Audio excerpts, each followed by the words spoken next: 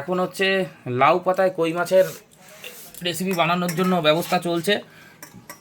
এখানে 3টে লাউ পাতা, বড় বড় 4টে, মানে ছোট ছোট পাতা, ওই জন্য 4টে পাতা দেওয়া হয়েছে। আর এই কই মাছ কি কি দিয়ে মশলা দিয়ে করা আছে? এর মধ্যে আছে জিরে, ধনে আর কাঁচা লঙ্কা, সরষের তেল, সব বাটা, লবণ, সরষের তেল। হ্যাঁ, তবে তেলটা একটু কম খাচ্ছি এখন, একটু বেশি বেশি দেওয়া হয়নি তেল, কারণ একটু সমস্যা আছে বেশি খেলে।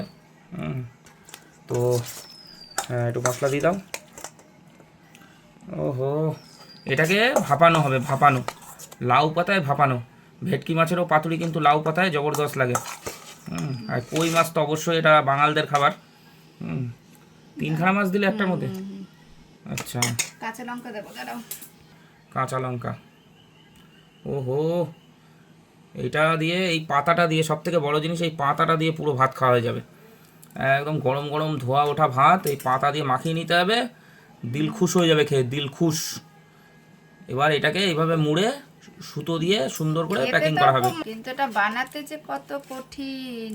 এটাকে সুন্দর করে বাঁধতে হবে যেন কোনো মশলা টশলা না বেরোয়। মানে এটাকে হচ্ছে সুতো দিয়ে, যে এই সুতোটা দিয়ে পুরো একদম সুন্দর করে, খুলে দাও। এই যে সুতো দিয়ে, বেশি না, 3-4টে পেঁয়াজ দেওয়া হবে, কিন্তু মশলা বেরোলে হবে না।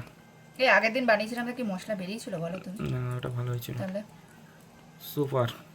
আমাকে সবাই বলছে যে তুই এত ভালো ভালো রেসিপি কি করে বানাতে পারিস, শিখলি শিখতে কোথা হয়। থেকে? যে শিখলাম, এখন খেতে হলে শিখতে হবে, তাই তো নাকি বলো? এটা আবার করছি, এটার আবার একটা ভিডিও কেউ না কেউ করবে, কপি করার লোক আছে তো মার্কেটে। একটু ভালো করে একদম। ব্যাস, আর দরকার নেই, বেঁধে দাও, আর বেরোবে না কিছু। এটা তো আর এর উপরে কোনো অত্যাচার হবে না, আরামসে এটা ইয়ে হবে। ওহো, এটা বেরোনোর পরে দেখাবো আপনাদের খেয়ে কেমন মজা।